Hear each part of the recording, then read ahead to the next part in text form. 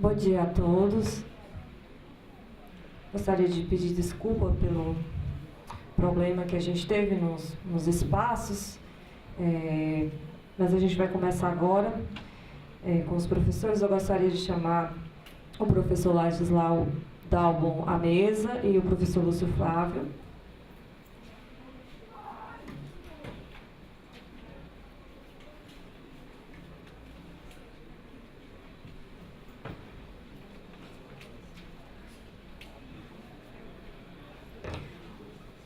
Hoje, com a mesa, as sociedades pós-capitalistas e a restauração. O professor Ladislau Dalbon é professor do Departamento de Economia e do Núcleo de Estudos do Futuro.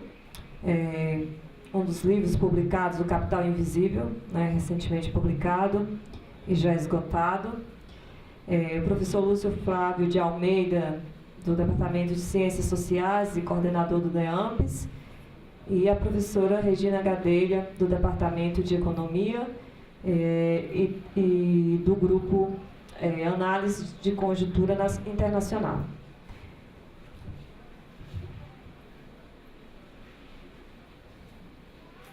Então, passo a palavra, pode ser você?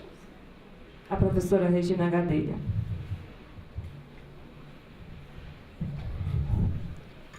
Bom dia para vocês. É um prazer estar aqui, não é? Eu acho que a PUC, com muita dificuldade, graças ao professor Rago, conseguiu finalmente estar presente nessa semana da Revolução Russa, né? Uma das dificuldades tem sido exatamente o deslocamento de salas e o tardar da hora em relação ao horário marcado. Mas vamos lá. O tema dessa mesa me surpreendeu, porque, na verdade, eu deveria estar falando dia 11, e me puseram numa mesa que fala de um pós-capitalismo, como eu não encontro na Revolução Russa o chamado capitalismo, é meio paradoxal, não é? Que o tema dessa mesa seja as sociedades pós-capitalistas e a restauração, né? Restauração do quê? O meu tema é exatamente o NEP, mal traduzido aqui no Brasil por nova política econômica, né? Por nova economia política, né? NEP, nova economia política, quando na verdade a sigla se refere a uma nova política econômica que é implantada depois da Guerra Civil, a partir de 1922, na União Soviética, né? Falar do NEP e dos rumos de uma política econômica que se afastam das teses de Abril do Lênin, que vai levar à nacionalização, que vai levar ao cooperativismo, que prega, enfim, algumas das teses. Lênin e a leitura de sua obra mostra a premência circunstancial do que escreve, né? Tanto que o marco desses textos é o que fazer. Quer dizer, na verdade, nós estamos de uma Rússia que não sai da Primeira Guerra Mundial, que entra em 1918 com o território invadido por todas as potências europeias, mais o Japão, né? Que no meio e no bojo desse processo tem que instaurar o chamado comunismo de guerra, o que não é surpresa para os russos, porque o czar tinha já instaurado um comunismo de guerra desde 1915. Portanto, dizer que o comunismo de guerra foi exatamente, não é, uma política econômica é um pouco demasiado, porque essa política inclui requisições camponesas, não é, de custo altíssimo numa Rússia, onde cerca de 83% a 85% da população é camponesa, não é? E camponeses em volta de um Mir que tem suas faixas, né, de terras, seus lotes de terras que são repartidos de acordo com o aumento ou a redução da família, coletivamente. Então já tem toda uma organização coletiva né? E os grandes latifúndios. Os grandes latifúndios que não ultrapassam em 1917, né, até 1917, senão 3% das populações, das propriedades russas. Né? Então, coletivamente, essa pequena propriedade camponesa predomina, né, e espraia-se dentro de um coletivismo que vai ser adotado a partir dos sovietes, por toda a Rússia. Os sovietes não são somente de fabris, não são somente operários, são também, e majoritariamente, e numericamente, camponeses. Né? Dentro do bojo desse processo de requisições e de obrigações de trabalho obrigatório nas fábricas, no esforço de guerra, para atender esse esforço de guerra, o coletivismo pensado pelos bolcheviques contém uma gestão, né, pelos próprios trabalhadores. Ora, esses trabalhadores, a grande maioria deles, irá se engajar no Exército Vermelho para defender a pátria, ou irá, né, depois participar de uma guerra civil que se estende até 1920 é feito a paz, né? 21 acaba a guerra civil na maior parte da Rússia, e 23, em algumas regiões mais distantes, é esmagada finalmente a guerra civil. Né? Ora, nós temos, não é, à margem dessas divergências, grupos e facções, e eu lembro a vocês que bolchevique significa minoria, eles são... Hã? Bolchevique. Maioria. Maioria irônica, não é, Adriano? Irônica. Surge ironicamente, né? Eles eram uma minoria, na verdade, dentro da Internacional, né? E como eles vão conquistar, né, os locais de uma vitória muito breve dentro da Internacional, foram apelidados, ironicamente, de bolcheviques, de maioria. É uma maioria que, na verdade, é uma minoria. Né? E pela repressão que vem sofrendo esse grupo ligado ao Iskra, que era o jornal que Lenin mantém a partir do exterior e que distribui por toda a Rússia, né? E as perseguições sofridas, eles são a minoria da minoria em 1917. A grande vantagem que eles têm é que dentro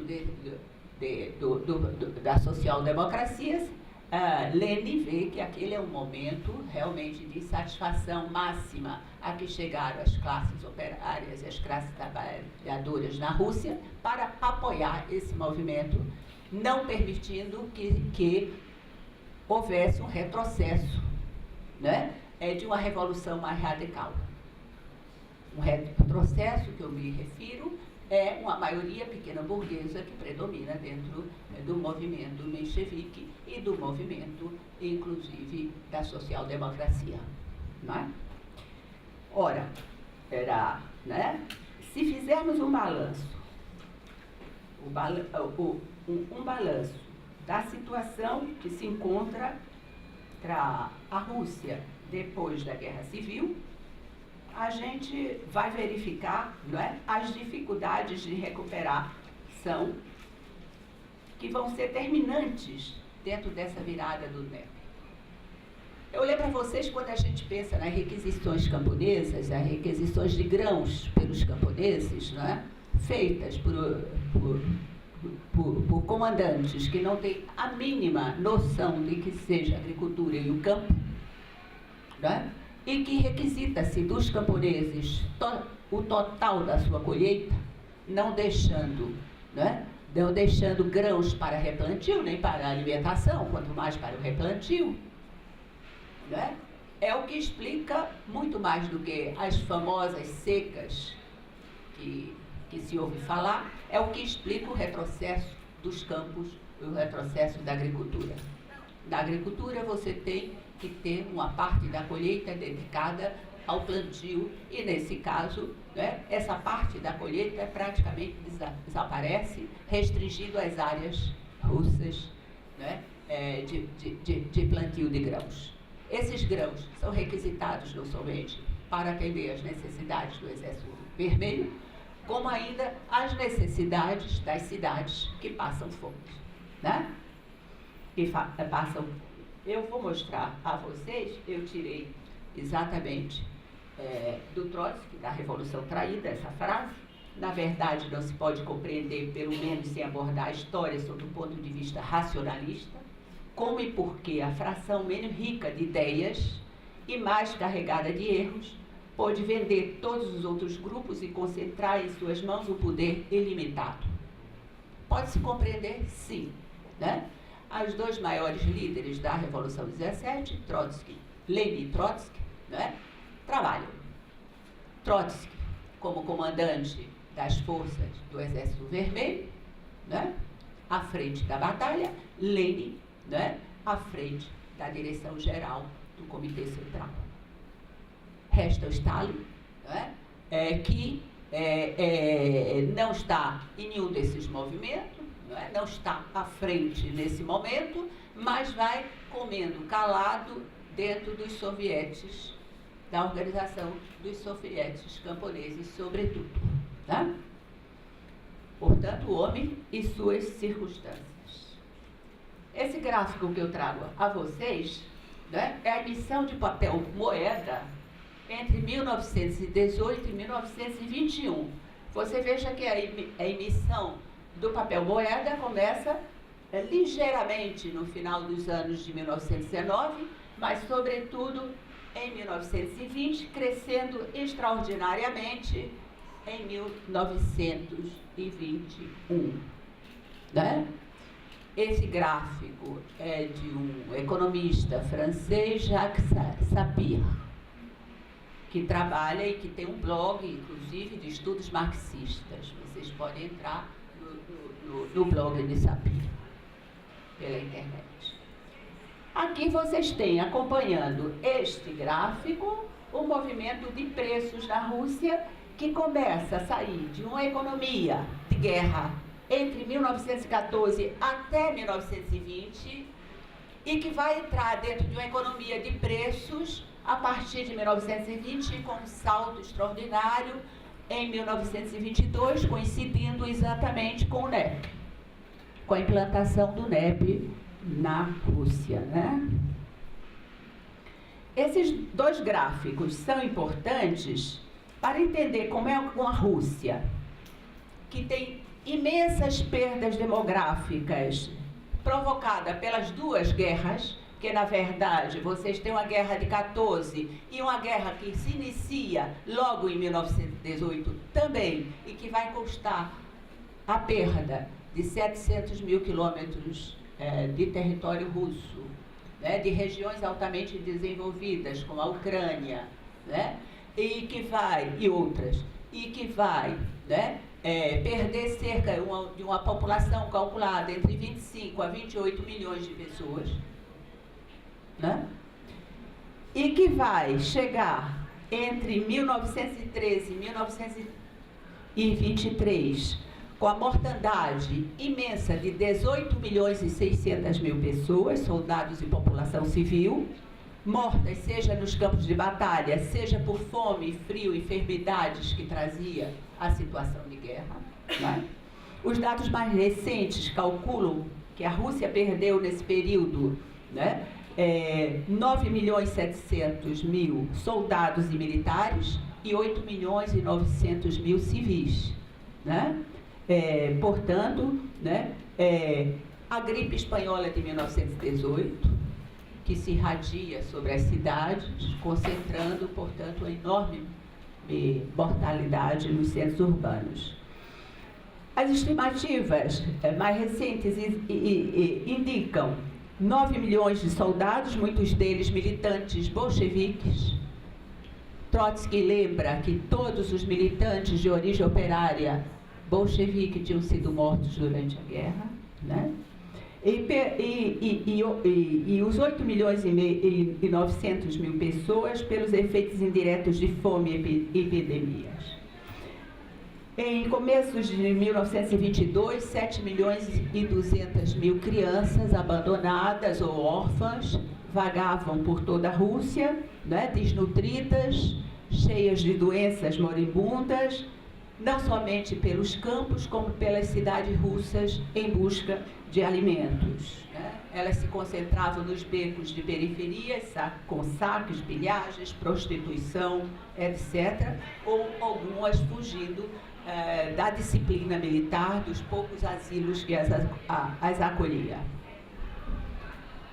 A imigração de mais de 2 milhões de pessoas no período dessa guerra, dessa segunda fase, fugindo da guerra civil, seria, no entanto, uma imigração de perda inestimável, porque 2 milhões de civis não eram nobres, mas se perdia a Rússia os melhores quadros técnicos e de profissionais liberais, engenheiros, professores, médicos, administradores, especialistas de vários setores, né? Burgueses que levavam seus capitais para fora da Rússia.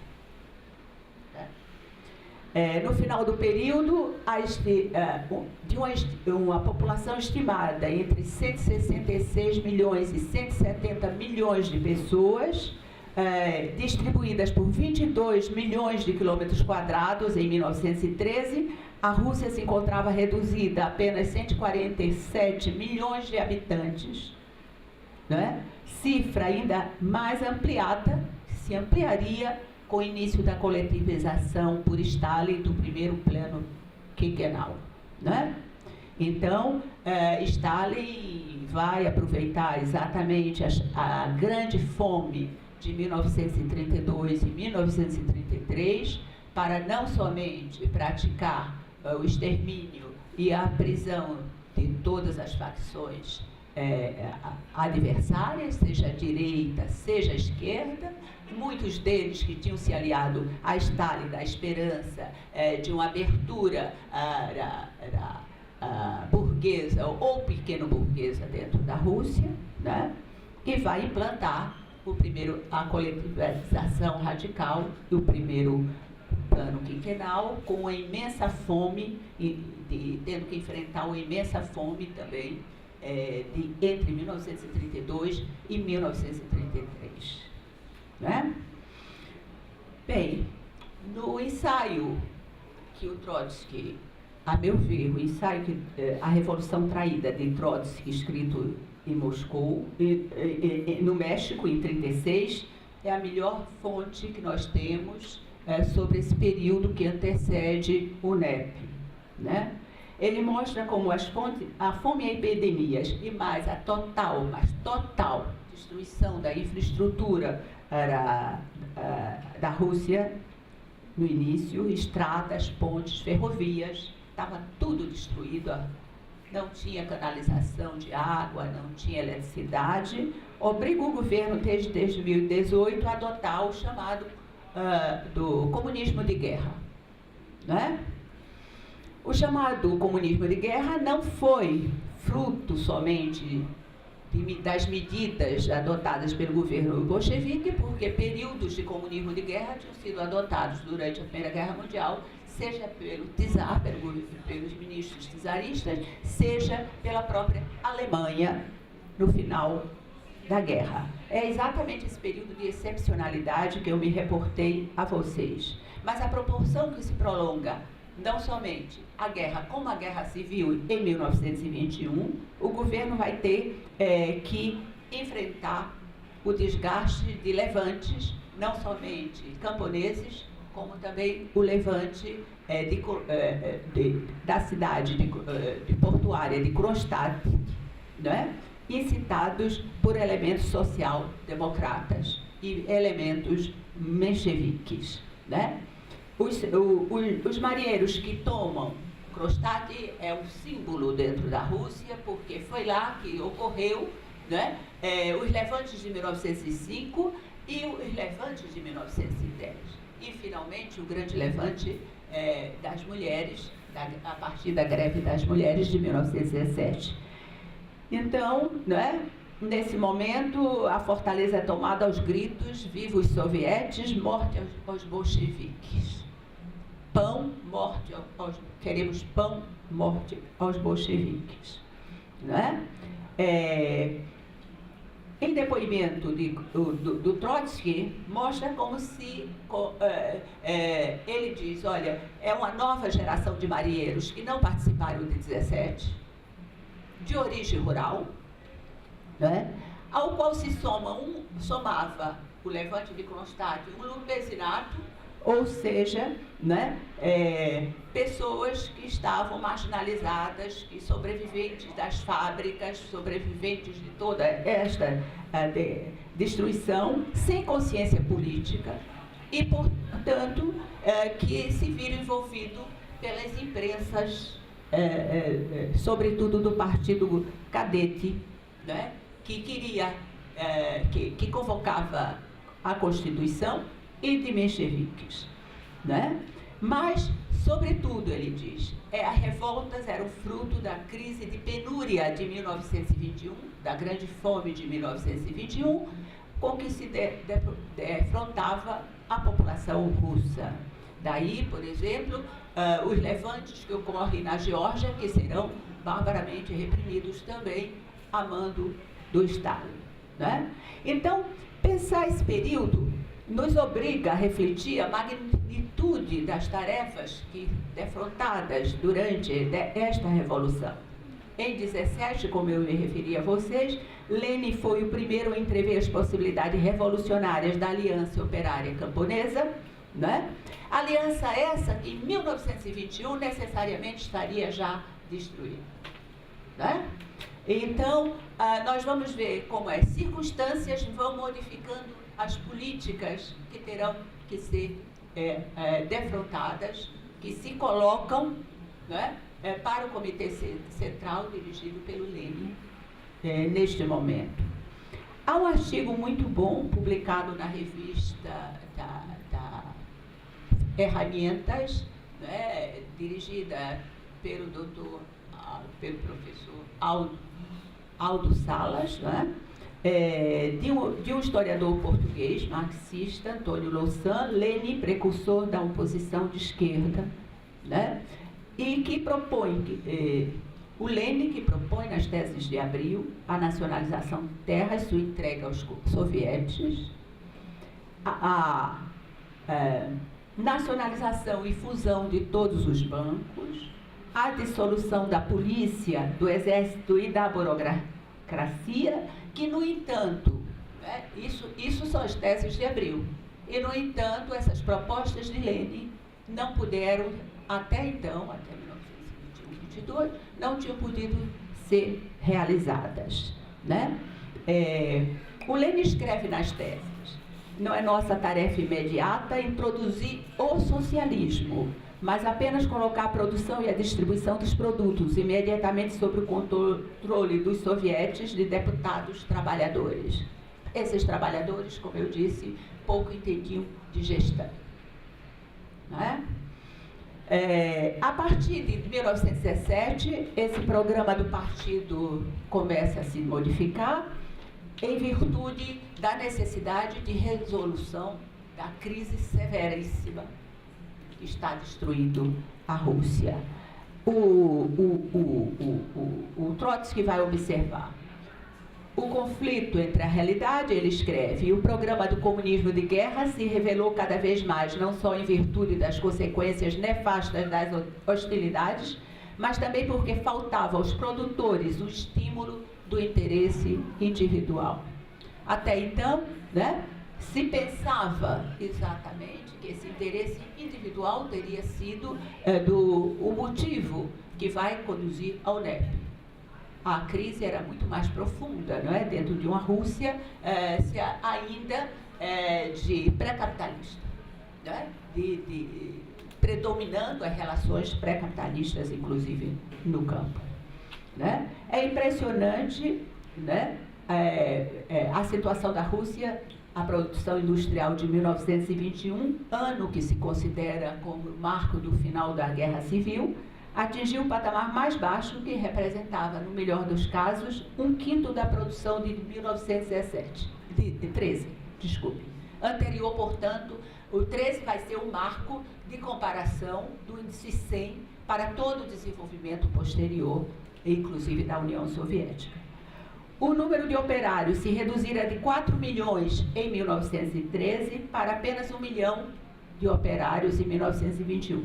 A produção do aço caíra de 4 milhões e 200 mil toneladas em 1913 para 183 mil toneladas.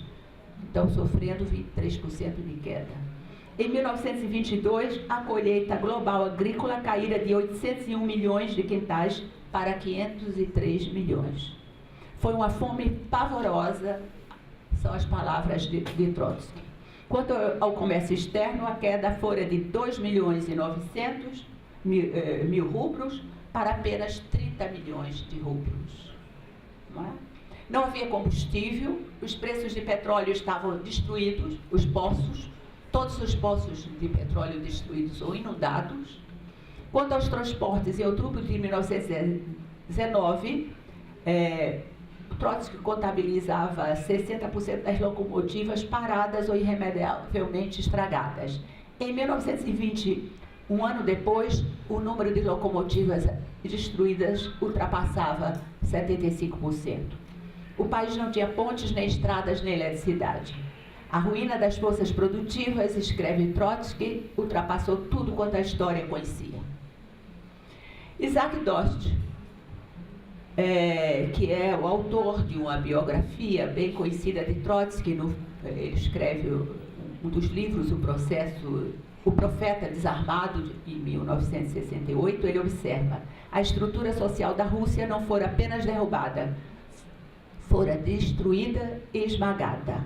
O autor indica a presença de 36 milhões de famintos espalhados pelos campos e menciona, inclusive, atos de canibalismo dentro do campo russo, da situação do campo russo. Daí o obrigatório recuo da economia de guerra, percebida pelo próprio Trotsky, que conhecia essa realidade do campo, não é? Ele estava nas frentes de batalha, não é? Ele, em 1920, se encontra nos Urais, quando o Lenin envia um telegrama convidando exatamente para assumir a reconstrução das estradas e da logística e das ferrovias russas, né? Ele vai, em 1920, fazer um alerta ao Comitê Central. Ele apresenta um relatório onde ele propõe a substituição das requisições da produção agrícola dos camponeses por um imposto a ser pago in natura ou em matérias-primas, bem como a liberação das trocas comerciais aos camponeses. E alerta na declaração: a política atual de requisições igualizadora da produção agrícola, baseada na responsabilidade mútua, na entrega e na repartição igualitária dos produtos da indústria, leva à ruína da economia rural e à dispersão do proletariado industrial e assim ameaça desorganizar definitivamente a vida econômica. Ora, nesse momento as fábricas já se encontravam paralisadas, né? Ele alerta ainda que os recursos em matéria de víveres poderiam em breve esgotar-se e esta seria uma ameaça real, contra a qual não se poderia agir através de nenhum mecanismo de requisição, ainda que aperfeiçoado, né? Bem, Chayanov, né, Alexandre Chayanov, que era então o diretor do Instituto Agrícola de Moscou e foi entre 1919 até sua prisão em 1930 o maior especialista russo em economia rural. Ele, escrevendo sobre a especificidade da situação dos camponeses na Rússia, que ele considerava, ao contrário do Lenin, a maioria dos trabalhadores do campo, né, onde ele descrevia exatamente que toda a penibilidade dos lotes de terras comunais caía em cima dessa família de camponesa, né? Ele demonstra como era difícil exatamente aos homens do Comitê Central de origem urbana reconhecerem as especificidades do trabalho da agricultura e das necessidades do campo, que não se restringe de colheita consumível, mas colheita repartida também para o plantio, né? Tudo isso, portanto, desde o primeiro retorno, desde o retorno de Trotsky a Moscou, ele vai pregar uma nova política com os seguintes métodos. Primeiro, substituindo a requisição, como eu disse, dos excedentes por uma porcentagem, algo semelhante a um imposto progressivo sobre renda em espécie, levando em consideração as áreas de cultura agrícola ou a mais bem organizada que apresentasse vantagens comparativas. Segundo, estabelecendo uma mais exata correspondência entre os produtos industriais fornecidos aos camponeses e a quantidade de cereais entregues por eles, não apenas por cantões, burgos, mas inclusive por casais de camponeses. Em fevereiro de 20, infelizmente, o Lênin recusa essa proposta. Vai ser preciso a grande fome de 1921 para que as revoltas ocorridas, né, em Tambov e outras localidades, bem como a tomada da fortaleza de Kronstadt em 17 de março de 1921, para que, né, o Lênin tenha modificado o seu pensamento.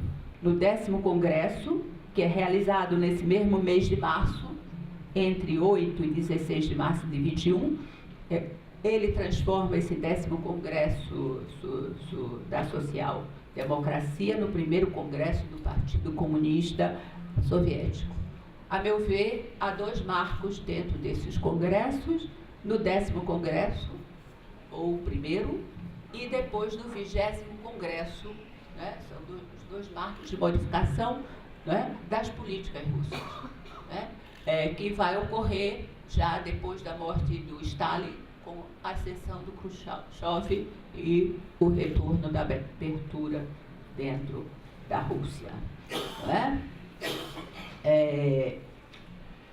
Nós vamos ter, a partir daí, o NEP, a implantação do NEP.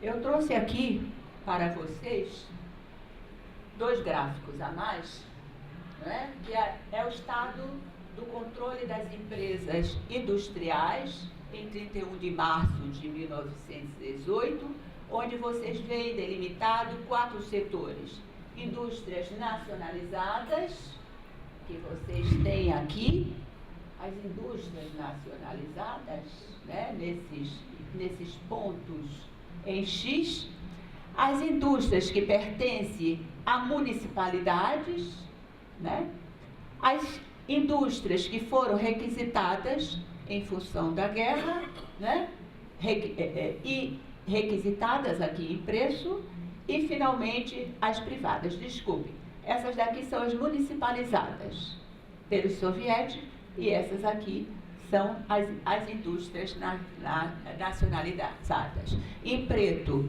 vocês têm as indústrias requisitadas pelo comitê e, finalmente, as indústrias privadas. Vocês vejam que até 1918, a maioria dessas indústrias são privadas. E aqui vocês podem notar, né, exatamente a subida do índice de preços que ocorre nesse período, mas há um outro gráfico que eu quero mostrar a vocês, que é este aqui. É uma crise imensa entre julho de 1922 e 1923, com os preços industriais elevadíssimos, somente controlados a partir de outubro, tá vendo, de 23, e os preços agrícolas lá embaixo. Ou seja, vocês estão diante de uma situação, aliás, crise em tesoura, é a palavra que lhes dá o próprio Trotsky, é a denominação dada pelo Trotsky a esse processo, né? A esse processo, mostrando que era necessário agora, né, se pensar numa abertura que conduzisse exatamente, né, a uma nova política, não é? O gráfico permite observar o pico de divergência de preços ocorrido entre outubro e novembro de 23, com os preços dos cereais em seu mais baixo nível. O preço dos cereais, né, representa apenas 8%, né, enquanto os preços industriais aumentavam 290% em relação ao nível de 1913. os rendimentos camponeses caiu e lhes era cada vez mais difícil o acesso a bens industrializados, né? É, portanto, essa virada crucial que vai ocorrer em 1923, né? Onde se agrava o afastamento dos preços, entre os preços que são todos eles administrados, mas o crescimento dos preços industriais em nível bastante afastado do crescimento dos preços agrícolas e que mantém, né, não somente a divergência, como também, né, dentro de uma Rússia que necessita agora se industrializar e necessita ainda mais de um excedente agrícola suficiente para garantir as exportações com os quais os russos poderiam adquirir as máquinas e equipamentos. Se tornava claro, portanto, que se a Rússia, ainda Trotsky, continua atrasada, abrindo-se mais a tesoura, é quando ele forja esse conceito da tesoura, do gráfico em tesoura, a ruptura entre cidades e campos vai se tornar inevitável. Em 23, novamente a agitação toma conta do país, ondas de greve atingem os centros industriais urbanos, onde certos grupos passam a agitar e propagar a verdade operária, entre aspas, sendo severamente reprimidos pela polícia secreta soviética, ou seja, pelo próprio Stalin. Membros do partido começam a protestar junto ao Comitê Central, exigindo providências. 46 membros fazem uma declaração, e para deter a crise, o governo central vai exigir medidas muito mais severas dos administradores de fábricas, a fim de adotarem a maior racionalização no processo de produção. É a chamada, né, posteriormente, de quem interpreta esse período, a gestão taylorista, que passa a ser introduzida nessas fábricas. Ao mesmo tempo, exige-se redução de custos, ou seja, novamente dos benefícios operários dos trabalhadores, redução do pessoal, controle de salários, supressão de vantagens, não é? Para fazer face exatamente a esta realidade, se adota comedores coletivos e também, não é, dormitórios coletivos, né, alojamento coletivos, para recolher quem são esses trabalhadores. São migrantes, campos-cidade. Então, são novos operários. Os administradores coagidos pressionam, por sua vez, a redução dos preços dos negociantes e, sobretudo, dos intermediários. Uma nova classe de nepmen, enriquecidos exatamente a partir da abertura econômica, especulando com preços agrícolas e também com matérias-primas e fornecimento às fábricas industriais. A partir daí, o governo, dentro do NEP, procura ampliar cooperativas e armazéns estatais de consumo através do comissariado do povo do comércio. A burocracia começa a assumir uma proporção gigantesca na Rússia, não é? Depois nós vamos ver como esse comissariado do povo do comércio vai se transformar num verdadeiro ministério. Ao mesmo tempo, um Conselho Supremo da Economia Política que prossegue na nacionalização da média e da pequena indústrias. E para sanear o efeito das crises, se amplia exatamente os comedores públicos, tanto nas fábricas como nas cidades. Na fábrica, salários reprimidos, administradores incitados a fornecer alojamento em comedores, além de instrução e saúde aos trabalhadores, né? Ciclos, cursos de qualificação de mão de obra, caso quisessem ter acesso ao crédito e ao financiamento estatal. Quanto à agricultura, a fragmentação das propriedades herdadas das reformas de 1905 e que se ampliaram em 1917, apresenta um legado entre 16 e 25 milhões de pequenas parcelas de terras entregues a camponeses. O kulak, o camponês rico, não é, que já existia no período anterior, no entanto, amplia sua riqueza. Ele consegue, inclusive, arrendamento dessas terras e a exploração de uma força de trabalho camponesa que tem que oferecer seus braços, não é? Ele especula os preços de grãos vendidos aos intermediários e negociantes urbanos. A crise, portanto, vai mostrar progressivamente o fracasso dos comitês de trabalhadores.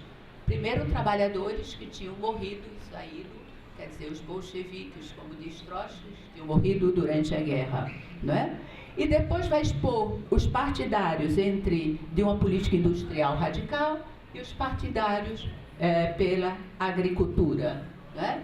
O Trotsky se coloca entre os partidários da industrialização, do desenvolvimento das forças produtivas, enquanto que o Stalin estará aparentemente ao lado dos kulaks, não é? Como resultado da repressão feita pelo governo, desde abril de 24, os índices de preços mostram uma ligeira alteração. Vocês estão vendo aqui que ele já começaria a subir desde outubro de 23, ele começa a reagir os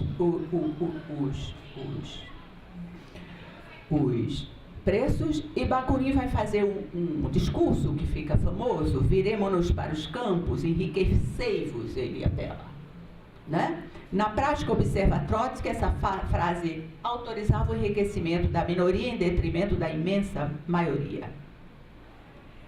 É dentro dessa circunstância, não é? Em 26, por exemplo, 60% do trigo destinado ao comércio estava nas mãos de apenas 6% de agricultores.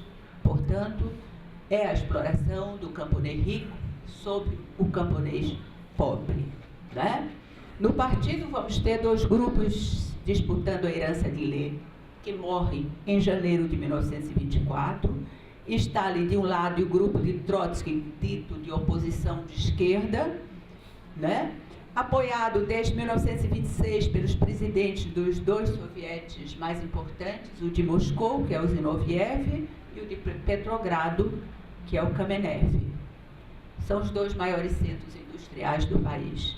O grupo liderado pelo Stalin, né, são aqueles que defendem exatamente os interesses dos kulaks, Rykov, Tomsky, Bukharin, né? E, de acordo com esta direita, aumentar o preço do trigo retardaria o desenvolvimento da indústria.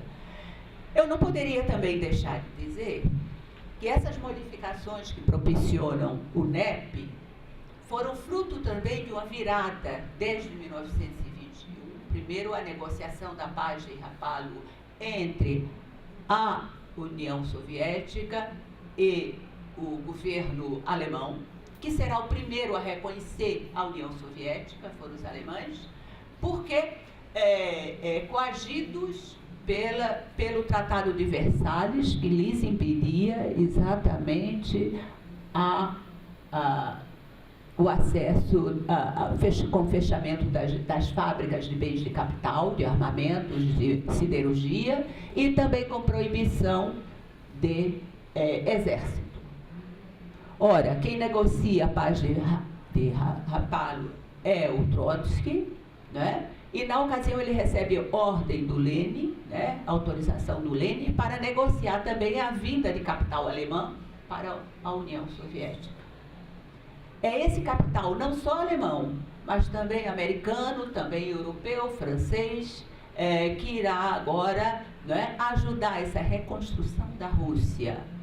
Então, são os Kramp, são os grandes capitalistas da época alemães que ficaram satisfeitíssimos porque puderam reabrir suas fábricas do lado alemão, né? O próprio Rockefeller, então são grandes capitalistas, mas ao contrário do que vai ocorrer e sempre ocorreu no Brasil, né?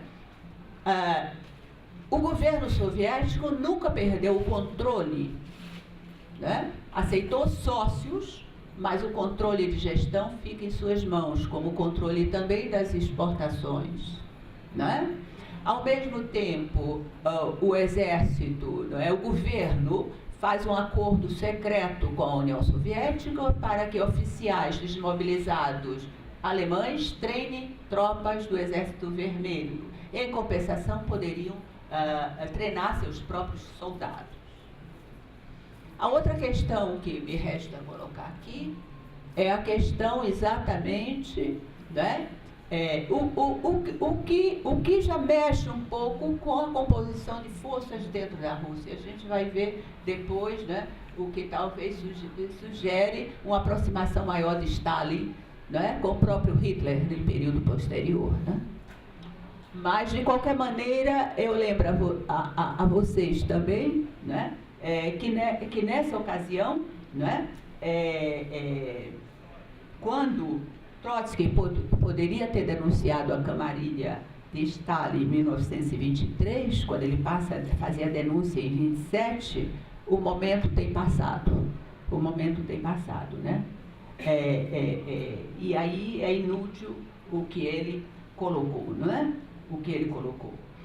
Na indústria, portanto, o NEP, num breve espaço de tempo, porque a partir de 1929 você já tem a Gosplan elaborando o primeiro plano quinquenal, assegura as melhorias das condições de trabalho e a situação social do trabalho, dos operários, mas diferenciando duas classes.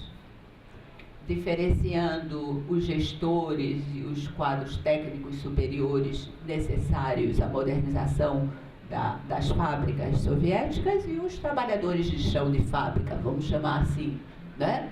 Essa diferenciação de salários propicia que esses funcionários que ganham mais, né? Eu lembro a vocês que o horário de fábricas deles acaba às 2h30, 3h, por causa exatamente de inverno e de um tempo completamente diferente do nosso. Voltam às suas casas para comer e, com isso, também a situação da mulher com a dupla jornada do lar começa a se impor, não é? Então, essa revolução feminina pesou mais, não é? O peso dessa revolução fica com a mulher realmente, que ficou com os filhos enquanto o marido parte para a guerra, né?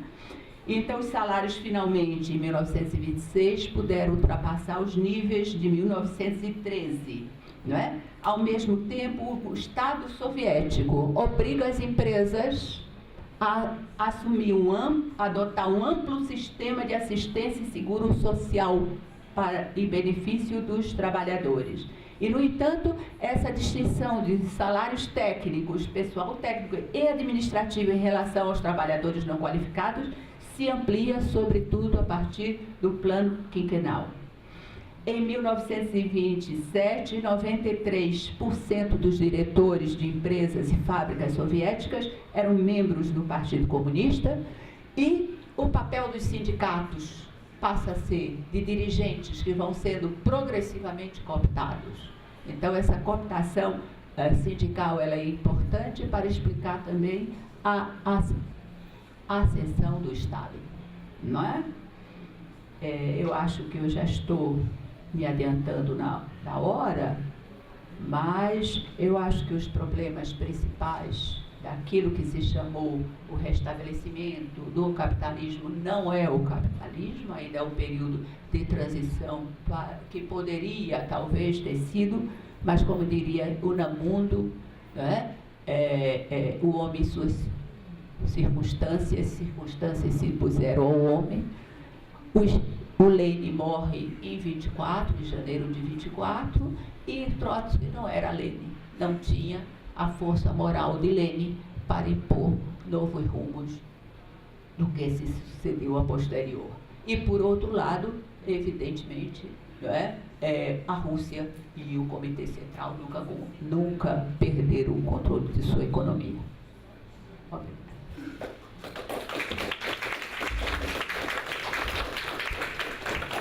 Obrigada, professora Regina. Passo a palavra agora ao professor Lúcio Flávio.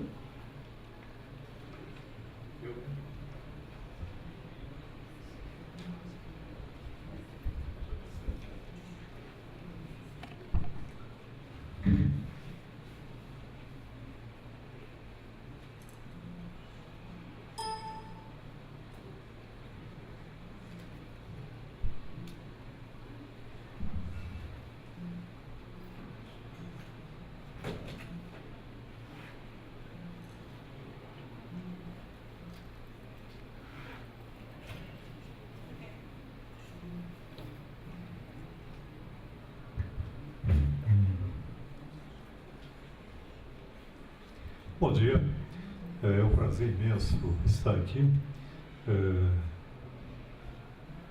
não só para debater temas, né, que acho que são imprescindíveis da nossa formação em geral, né, e mais ainda em se tratando de ciências sociais no sentido amplo do termo.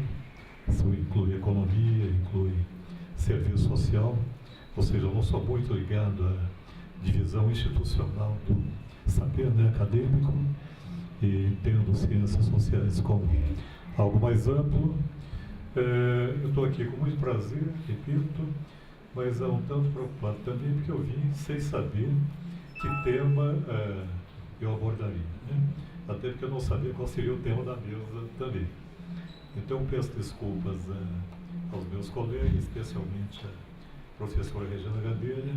Eu tentei ouvir ao máximo a importantíssima exposição feita por ela, mas, ao mesmo tempo, eu alinhavava aqui alguns pontos que eu pretendo abordar na minha comunicação. Então, eu acabei optando, tomando aqui de certo, para pôr, né, de um modo fragmentário, abordar alguns aspectos do capitalismo contemporâneo, o que significa do imperialismo, né, e ver, a partir daí, tentar vislumbrar algumas perspectivas de uma luta por uma transição para o socialismo.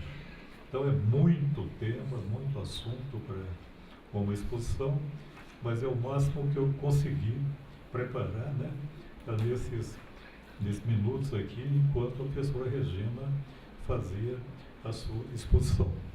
Então vou jogar alguns pontos para debate, nada muito definitivo, nada muito bem sistematizado, mas espero também que não tome, né, excessivamente o tempo de vocês.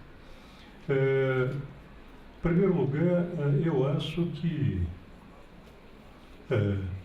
uma questão, né, como essa, que é da transição para um modo de produção pós-capitalista, e é nesse sentido que eu entendi vagamente o tema proposto, né, e a partir daí que eu elaborei um pouco desse esboço, né, da minha fala, eu acho que implica uma análise, em primeiro lugar, de a quantas anda o tipo de sociedade que se pretende transformar, né?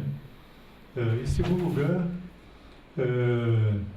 quais são, digamos assim, alguns dos adquiridos teóricos e práticos dos quais dispõem aquelas forças que, eventualmente, se dispõem a transformar o mundo, né? Ou seja, revolucioná-lo, ou seja, a lutar por uma transição para o socialismo, né? Em terceiro lugar, isso implica uma análise, que não será feita aqui, apenas acenada, de quais são as forças, né, com as quais se pode, né, contar, né, pelo menos potencialmente, numa luta pela transição para o socialismo. Como vocês percebem, é assunto demais, né? Eu vou apenas arranhar alguns deles aí e deixá-los como subsídios para debate, seja hoje, seja para futuras investigações, futuras pesquisas, né, futuras análises, né? Entrar num processo de debate sem nenhuma ilusão de ter a palavra final sobre qualquer dos temas, subtemas que eu abordar aqui. Em primeiro lugar, é importante levar em conta que nós estamos aqui motivados por uma série de debates acerca de um processo iniciado 100 anos atrás, né? Ou seja, aquelas revoluções na Rússia, né? Aquelas revoluções que ocorreram no que até 17 era um imenso império, o maior império do mundo, que era o Império Czarista. É isso que nos mobiliza no momento, né, para o debate aqui. É claro que o professor Ladislau fará, né, eu folhei o livro dele, procurei a semana todo dia, não encontrei, uma abordagem mais específica, ao mesmo tempo mais concreta do que aquela que eu me disponho a fazer aqui. Mas o leque basicamente é esse daí. Nós somos aqui pessoas preocupadas em como mudar o mundo, né, para falar de uma maneira bem ampla. Bom, esse mundo, ao longo destes 100 anos, fundamentalmente não mudou, né? Mas digamos que o mundo não se resume ao fundamental, né? Houve mudanças imensas, mudanças profundas nas sociedades ao longo destes 100 anos que se passaram, né, a partir das revoluções de fevereiro, março e outubro, novembro, né, lá, não somente na Rússia, né, mas uma quantidade imensa de formações sociais dominadas pelo Império Russo, né, que existiu até a Revolução de fevereiro, março, do início do ano de 1917. Ali, aliás, já ocorria uma mudança muito grande no capitalismo, que afetava profundamente a situação na Rússia, né, e em vários lugares onde se tentou realizar uma revolução de caráter anticapitalista, né, ou uma revolução socialista. Como é que eu poderia resumir esta transformação, né?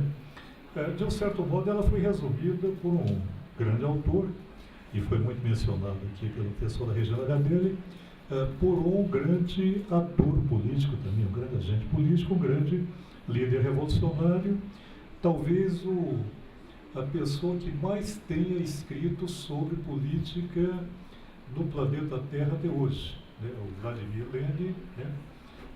Autor de um panfleto escrito durante a guerra, mais especificamente em 1916, chamado Imperialismo, Estágio Supremo do Capitalismo. Então ele não foi o primeiro a escrever sobre o imperialismo, aliás, uma quantidade imensa de autores, inclusive autores de direita, né? Mais tarde autores de centro-esquerda, mais tarde autores marxistas, né, escreveram sobre o imperialismo, e o Lenin teve a oportunidade de aproveitar, né, essas pesquisas e essas reflexões já elaboradas antes de ele escrever esse pequeno, grande livro aqui. Ele escreveu quando estava no exílio, lá em Genebra, né, durante, como eu já mencionei, a Primeira Guerra Mundial, e quando as forças socialistas, até o começo da guerra, aglutinadas em torno da Segunda Internacional, estavam praticamente socializadas. A grande parte dos partidos social-democratas era o nome mais comum, né, dos partidos que se pretendiam voltados para uma revolução naquela época.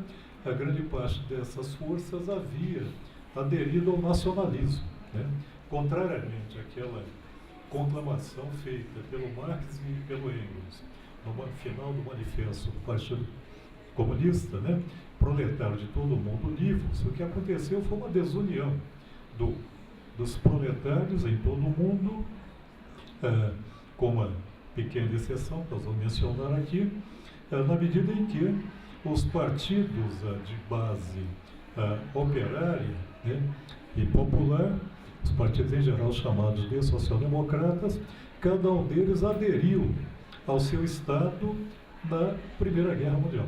Ao invés de serem contra a guerra, né, votaram, como o caso do Partido Social-Democrata Alemão, que era o maior deles, pelos créditos de guerra de seus, entre aspas, respectivos estados, vestiram fardas de suas respectivas nações e começaram a disparar bombas, né, tiros de canhão, né, enfiar baionetas em proletários que estavam empunhando bandeiras de outras nações também, né?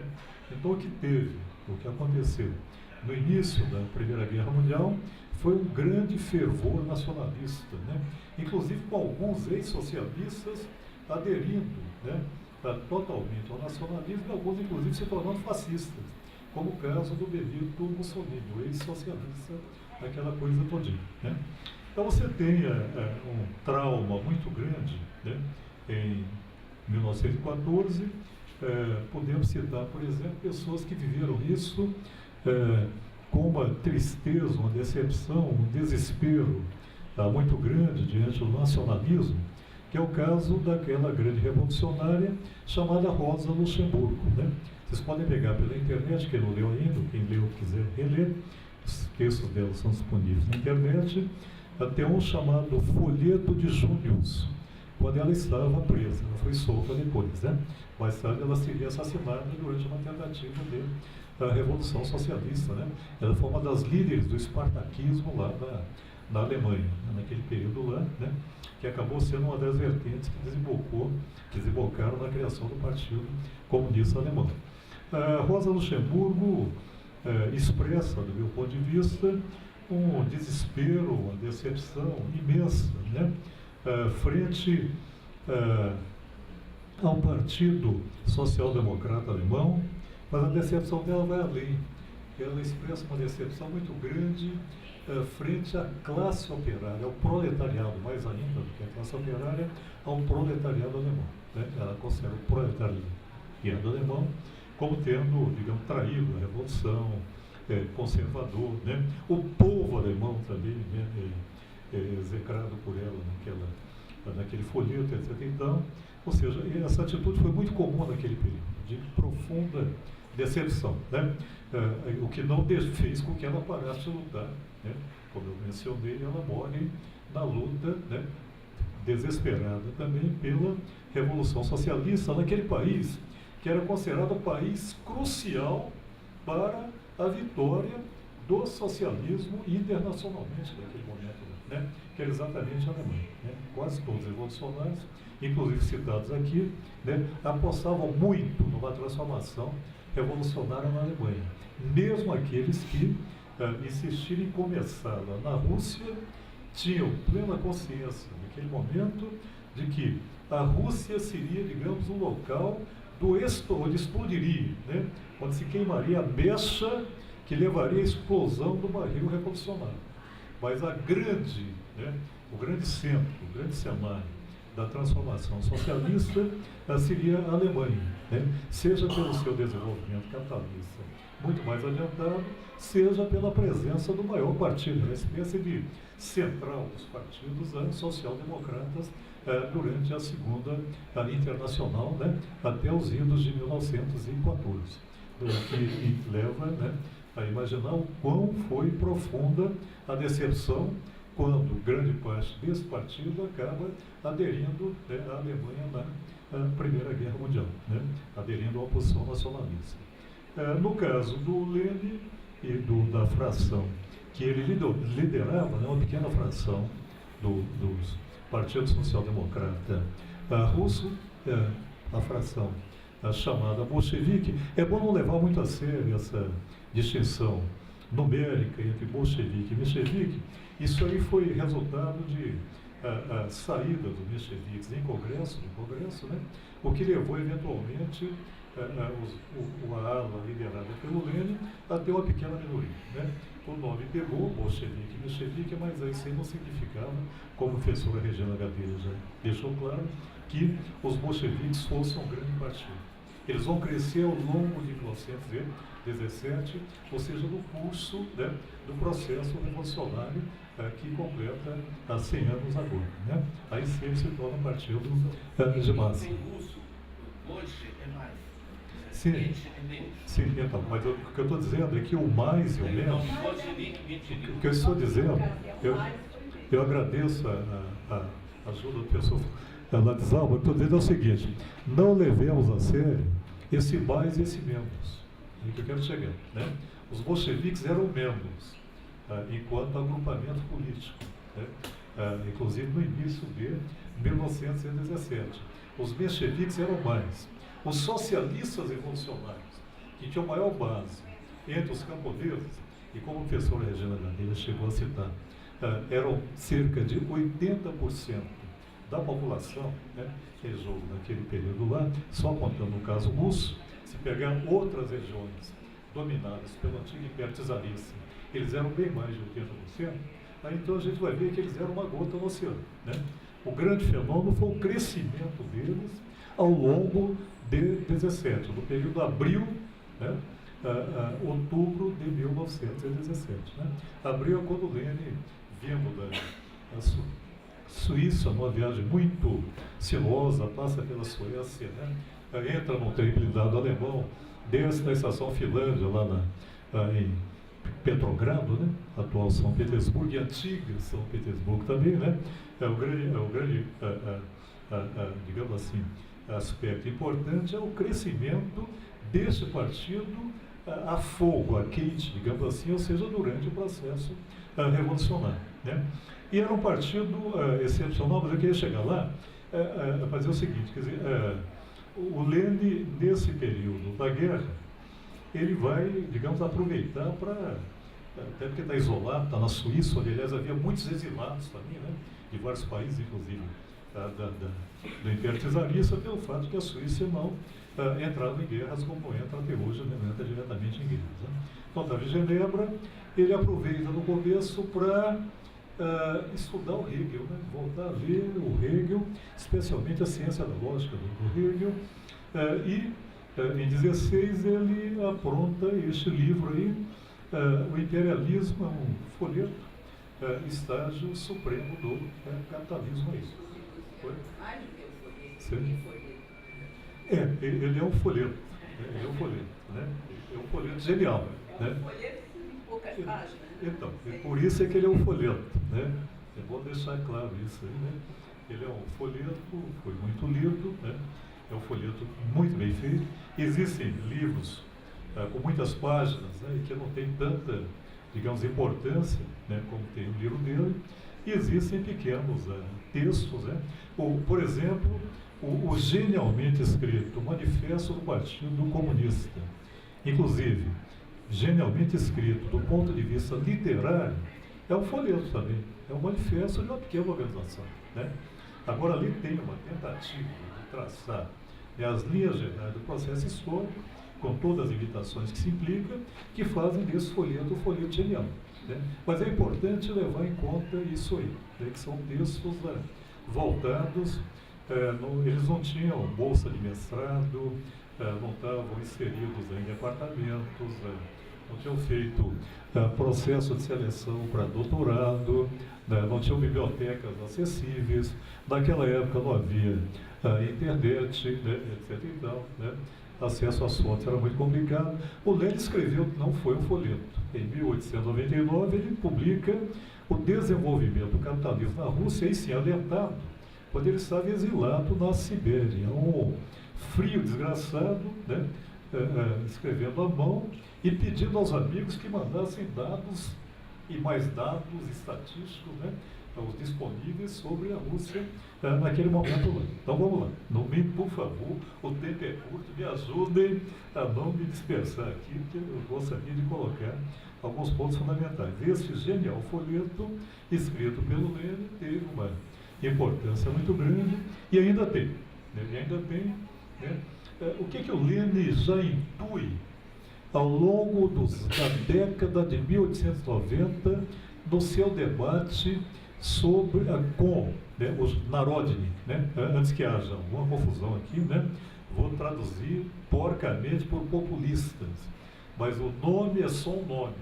Populismo russo não tem absolutamente nada a ver, do meu ponto de vista, e muita gente que estuda o assunto, com os populismos latino-americanos. É uma outra coisa, né? A palavra, né, simplesmente é traduzida, vai virar a mesma coisa aí, né? Mas se refere o nome a uma realidade totalmente outra, né? Era assim, foi mencionado aqui, a Comuna Rural Russa, né? Era todo aquele debate se a Comuna Rural Russa poderia ser uma base, né, para a transição direta, pelo menos do campo, do pré-capitalismo para o capitalismo lá na Rússia, né? A Vera Zasulich, que mais tarde já adera ao marxismo, na sua fase, né, já de ruptura com o movimento, né, Narodnik, ela escreve para o Marx uma carta muito direta perguntando exatamente sobre isso. Então, o que o senhor acha acerca dessa possibilidade? Os seus seguidores aqui na Rússia, ou vários deles pelo menos, acham que não dá mais, né? Que tem que esperar uma passagem para o capitalismo para depois passar do capitalismo para o socialismo. Uma visão que hoje a gente chamaria de etapista, né? O Marx, com muito escrúpulo, ele vai inclusive estudar russo para ler sobre o processo histórico russo e vai ampliar bastante a sua visão da história a partir dessa interação que ele tem com os revolucionários, né? Ou aqueles pretendentes a revolucionários lá na Rússia, né? Isso acaba fertilizando, né? Digamos assim, a pesquisa, né? E a prática, né, daqueles que tentavam lutar por uma revolução socialista lá na Rússia, um país, um grande império, que durante muito tempo foi a reserva da reação europeia, era o corpo de bombeiros da contra-revolução da Europa e que a partir de um certo momento se coloca na vanguarda da Revolução Europeia. Basta vocês lerem, por exemplo, o prefácio à segunda edição russa do Manifesto do Partido Comunista, onde exatamente o Marx e o Engels escrevem isso. A Rússia passou de reserva da reação europeia à vanguarda, papel de vanguarda. Aliás, a Rússia foi o primeiro país onde foi traduzido o Capital. Né? O Capital foi traduzido em primeiro lugar lá. Né? E, aliás, por iniciativa dos chamados populistas russos lá. Né? O Danielson, aquele que, né, elabora, né, a tradução, né, do livro 1, né, do Capital, né, em estreito contato com Marx, aquela coisa podia lá. Então você já tem uma fermentação, né, digamos assim, de condições revolucionárias lá. Agora, por que eu estou falando tudo isso aqui? Porque o Lenin né, o irmão dele, inclusive, tinha participado, né, da fase final desse movimento populista, tinha inclusive participado de uma conspiração para matar o outro czar, né? Foi executado, não czar, né, dessa vez, quem foi executado foi o Alexandre II. Né? Dessa vez o Lenin foi executado, o irmão do Lenin, né? O Leonov também, e o Lenin tem um debate muito sério com os populistas, e a intuição do Lenin é interessante. Por quê? Porque o nome do livro já fala, né? O desenvolvimento do capitalismo na Rússia. Ele acha que o capitalismo tem uma tendência, já está no Marx, né? Mas ele vai daí, parte daí, né? Tenta destacar essa tendência expansionista do modo de produção capitalista, né? Ou seja, o capital tende a se expandir, a se reproduzir de maneira ampliada, a um ponto em, como diria o Marx, lá no próprio Capital, o livro dele, o limite do capital é o próprio capital, né? Quer dizer, ele vai derrubando barreiras aí, né? Ele vai se expandindo, né? Então, o Lenin está muito atento a isso, né? Daí o título, o desenvolvimento do capitalismo na Rússia. Ele está tentando provar que, digamos, a comuna rural russa e o campo russo em geral, até porque aquilo é muito heterogêneo, já foi profundamente afetado pela expansão capitalista, né? Ora, esse destaque, né, esse foco, né, alguns diriam que, em certos pontos, exagerado, né, no que se refere à Rússia, que o Lenin confere ao caráter expansionista do capitalismo, vai necessariamente levar o Lenin a dar atenção maior também ao fato de que, no seu processo de expansão, o capitalismo passou por uma espécie de mutação. Aí que eu quero chegar, né? Ou seja, é o que está neste pequeno grande livro aqui, né? Para agradar a todos a mesa aí, tá? Nesse pequeno grande livro, Imperialismo e Estágios, o estágio supremo, superior tal, do capitalismo, né?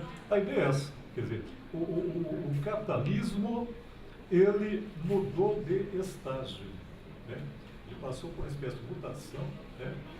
Isso aí, no final do século XIX, né? Ele muda de estágio, ele se transforma em... você vai achar só um pedaço do livro aqui, porque eu sou muito avançado. Deixa eu só deixar o pessoal tranquilo aqui. Pode pegar. Aqui, o livro aqui, a encadernação é muito boa, a minha organização também não, então tem um pedaço do livro aqui. Ele ficou menor ainda. Menor ainda. Pode dar vantagem.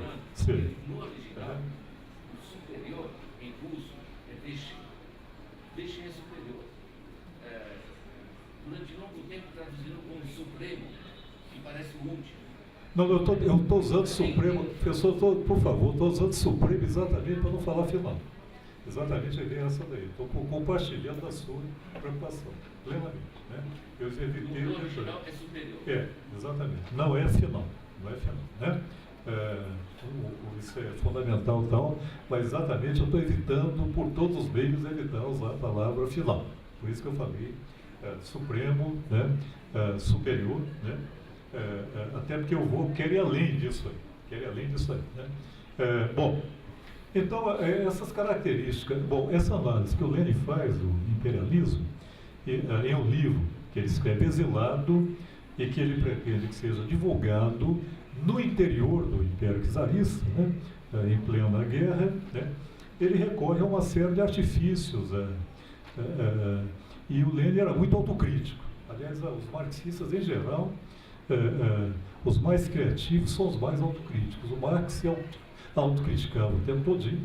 Basta ler o Manifesto do Partido Comunista, né? Os prefácios que vêm depois, os pós-fácios, né?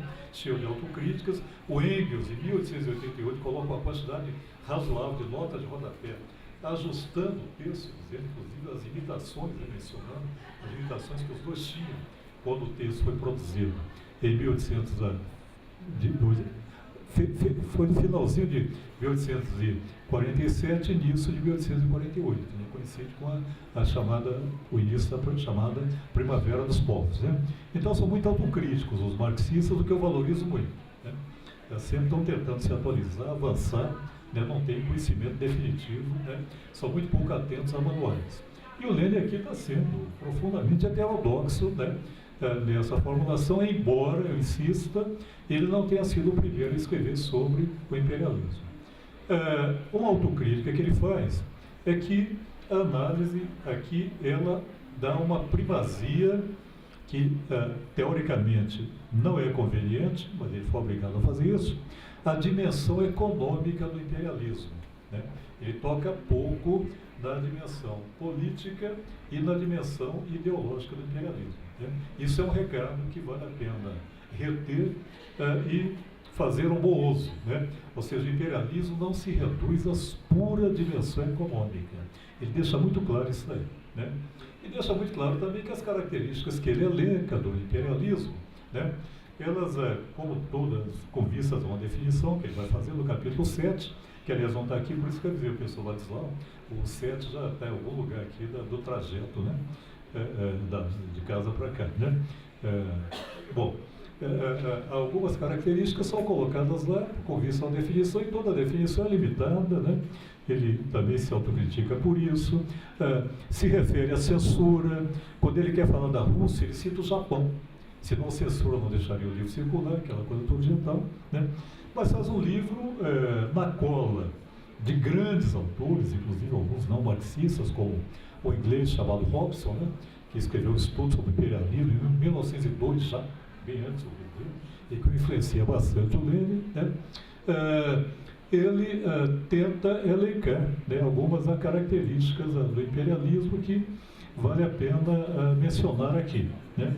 Uma delas, com certeza, será mencionada aqui, né, de uma maneira muito mais rica, né, do que eu vou falar, até por questão de tempo e questão também de conhecimento, é a fusão, isso é muito debatido, a fusão do capital industrial e do capital bancário, o que leva ao capital financeiro.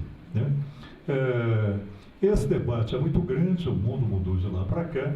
Né? Alguns acham, acho que com alguma razão, que o Lenin tinha como referência fundamentalmente o processo histórico alemão, onde essa fusão se deu empiricamente de modo mais visível, né? E mais ou menos como ele, né, tenta abordar. Mas esta abordagem do Lenin, ela é valiosa, do meu ponto de vista, de muita gente, na medida em que ela aponta para um processo de financiarização do capitalismo. Né? Esse é que eu quero tirar daí. Né? professor Ladislau tem, né, um grande laço sobre isso, e acaba de lançar um livro, né, que aborda esse assunto, obviamente, na ótica dele, né, que é uma ótica muito interessante também. Né. Então, esse processo de financiarização, ele leva, digamos, a uma hegemonização do bloco burguês por aquilo que o Lenin chama de aristocracia financeira. Não confundir com a aristocracia financeira mencionada pelo Marx em O 18 Brumário, do Luiz Bonaparte, e um pouco antes das lutas de classe na França, aqueles 2 terços sobre a Revolução de 1848, né? Bem antes lá, né?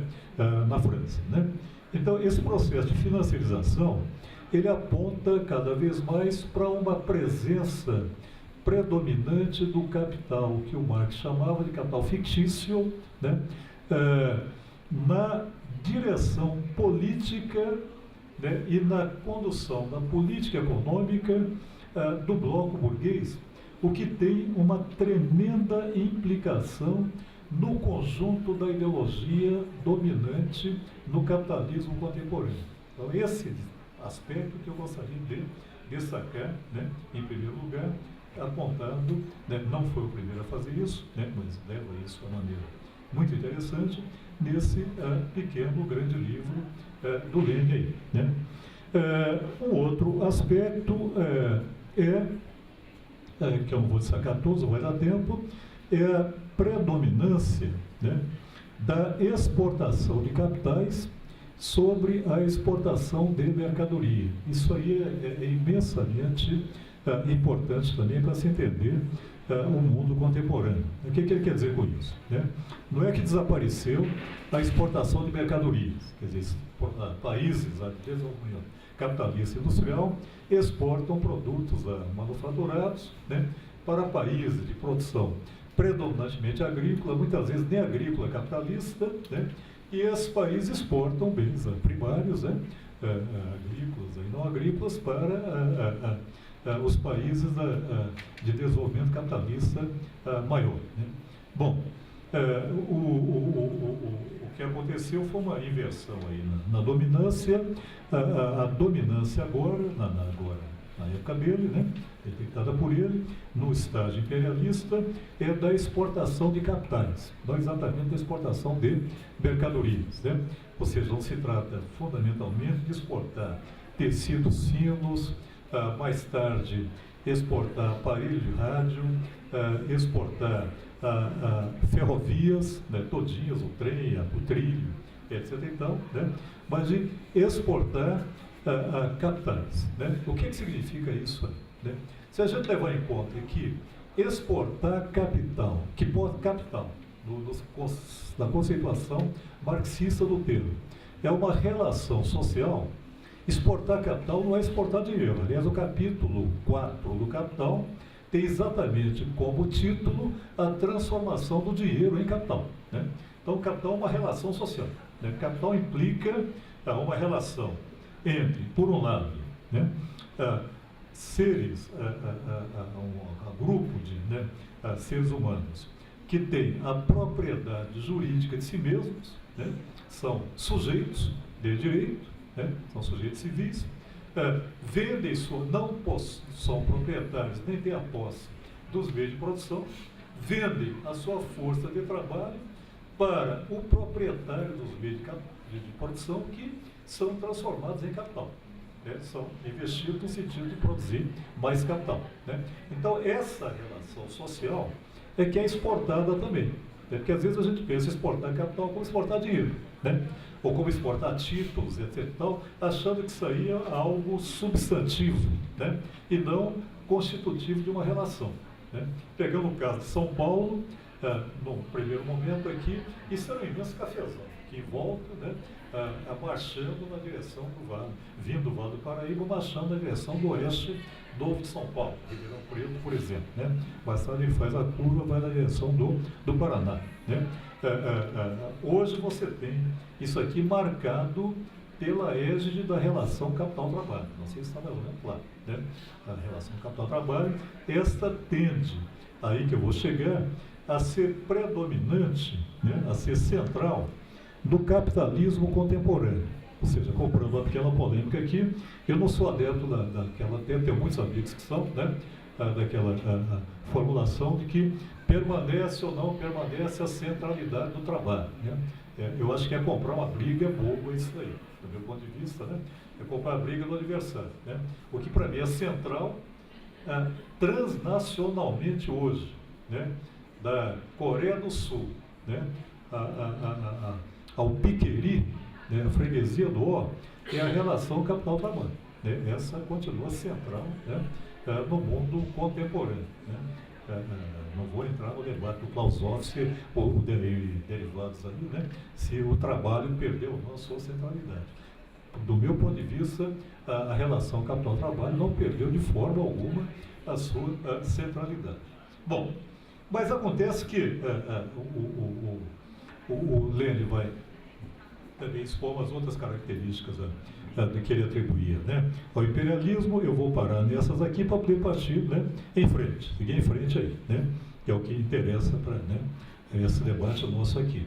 E seguir em frente significa o seguinte: o imperialismo mudou, né, não só o capitalismo muda, e o Lênin detecta isso, né, e não foi o primeiro a detectar. Há uma mutação do capitalismo em imperialismo, uma mudança de estágio, né? O imperialismo é um novo estágio do capitalismo. Mas é fundamental levar em conta também que existem várias fases do imperialismo, né? O Lênin, quando escreveu o livro dele, ele escreveu na perspectiva de que o capitalismo, na sua etapa imperialista, ele seria derrotado com certa brevidade, né?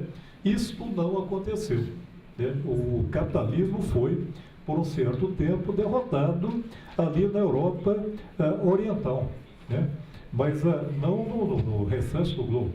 No restante do globo, o que aconteceu foi um fenômeno muito interessante, que, na época, grande parte dos marxistas achava que era o fenômeno transitório, que era um dos estados nacionais. Havia poucos estados nacionais lá. Basta levar em conta que 3 grandes impérios ruem com a Primeira Guerra Mundial.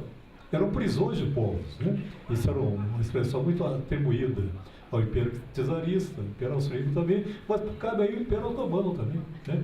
Então você tem o Império Austro-Húngaro, você tem o Império Czarista, tem o Império Otomano. A desagregação deles leva a uma multiplicação do número de formações sociais nacionais naquele período lá.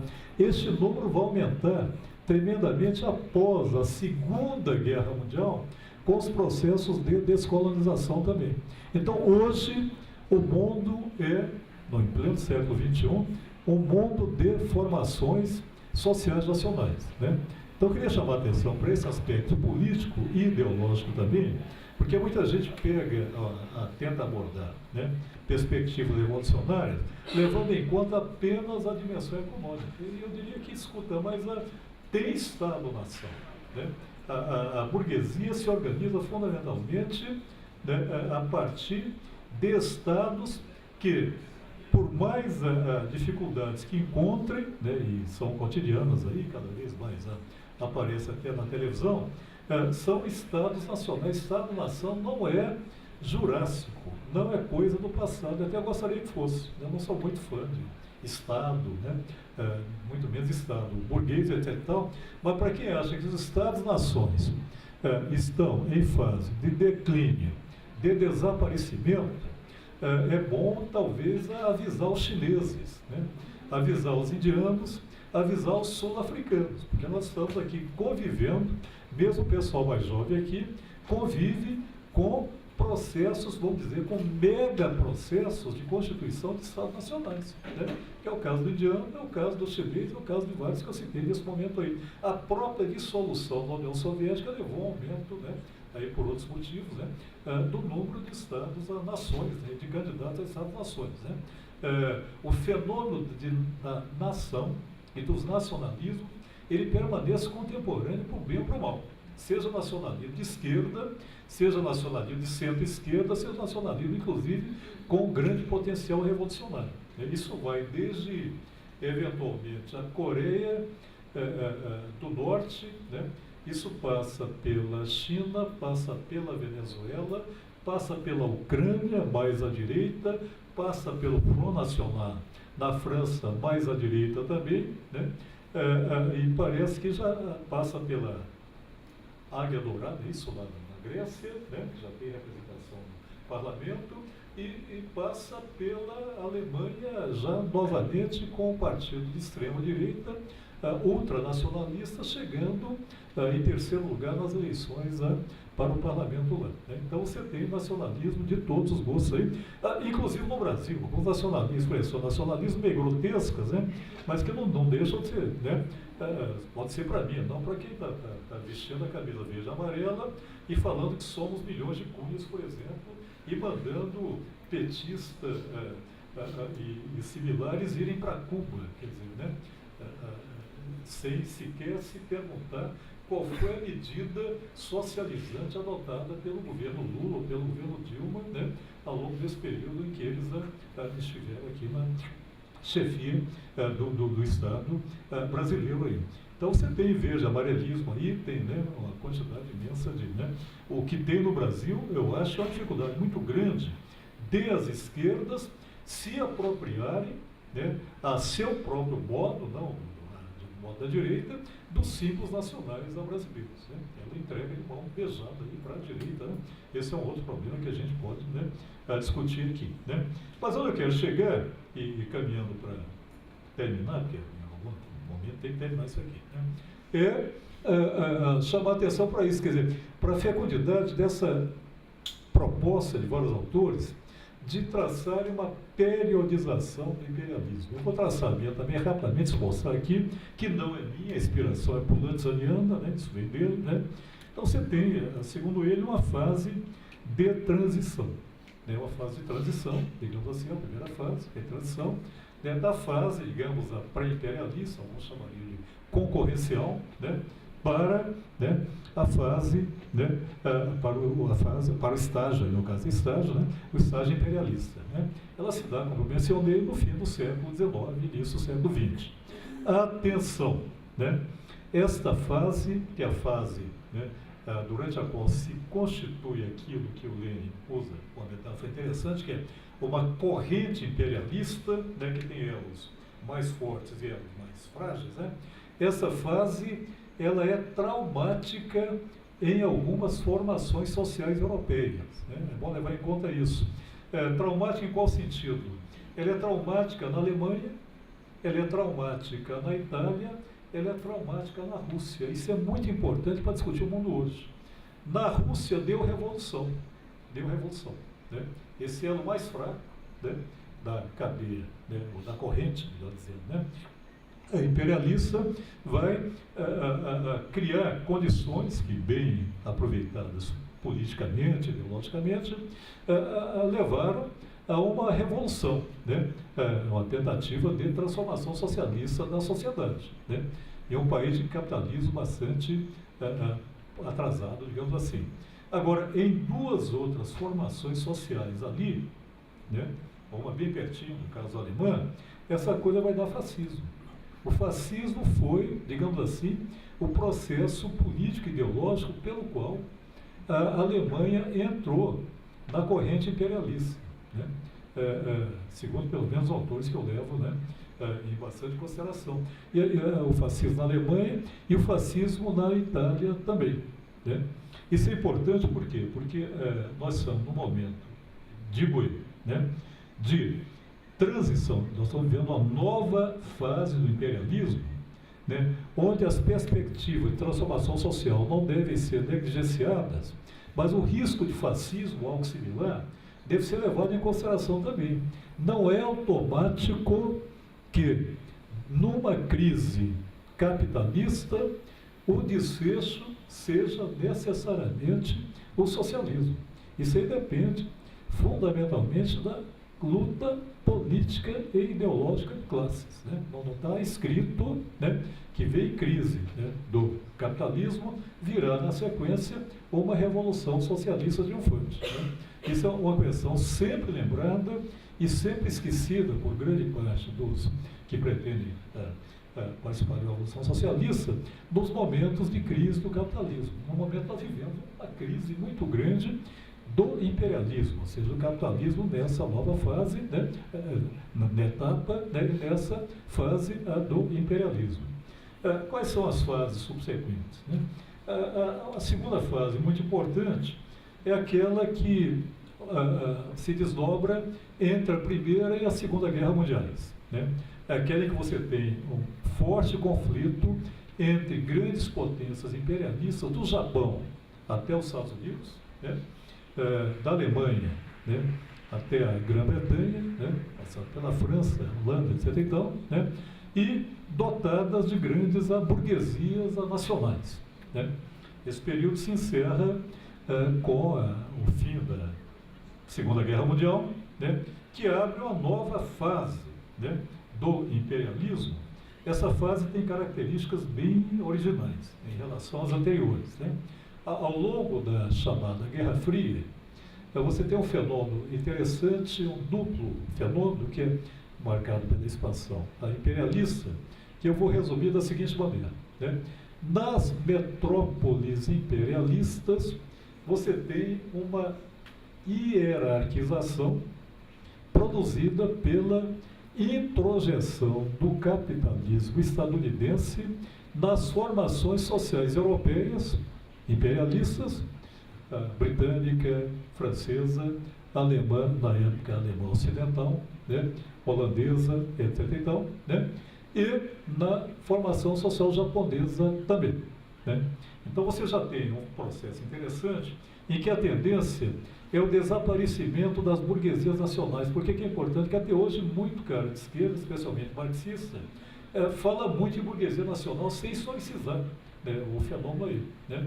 O que ocorreu naquele processo lá de introjeção, né, profunda do capitalismo estadunidense na reprodução ampliada do capitalismo alemão, do capitalismo francês, foi a reconstituição das burguesias nacionais europeias em burguesias internas.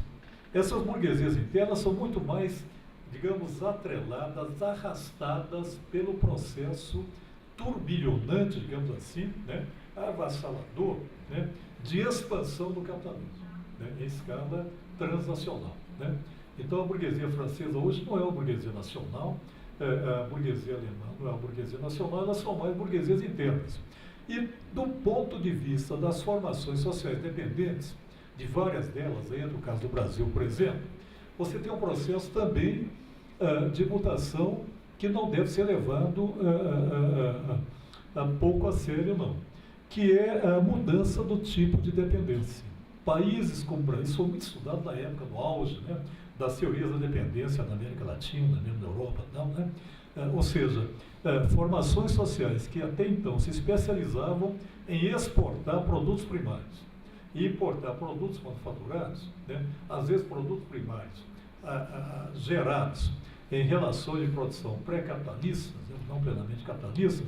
Hoje, essas formações sociais, durante esse período, essa fase aí, gloriosa aí, que vai até os anos, meados dos anos 70, né, no Brasil estica mais um pouquinho ainda, né, é o período em que se constituem parques, né, industriais internos a essas formações sociais dependentes, mas em que essas burguesias nacionais ou desaparecem ou tendem a ser relegadas a um plano secundário. Você tem mais também, é o processo de burguesias internas das formações sociais dependentes. Se a gente não levar em conta isso, não dá para entender, por exemplo, o partido, a trajetória do Partido dos Trabalhadores, especialmente no final, a partir do final dos anos 80, né, início dos anos 90, né, início da primeira década do século XXI, quando inclusive ele chega a governar o Brasil, né, durante 3 mandatos e meio, né, 2 governos do presidente Lula, um governo e meio da presidente Dilma Rousseff. Né. A política implementada pelo Estado brasileiro durante os governos petistas, liderados pelo PT, do meu ponto de vista, eu não sou nada original nisso, eu compartilho dessa ideia, embora divergindo de muitos autores que adotam, né, ela foi uma política, digamos, implementada por um governo liderado por um partido, o Partido dos Trabalhadores, que era cada vez mais organicamente vinculado à burguesia interna, e não exatamente à luta revolucionária dos trabalhadores do Brasil. Né? Essa burguesia interna, grande parte dela está na cadeia hoje. Né?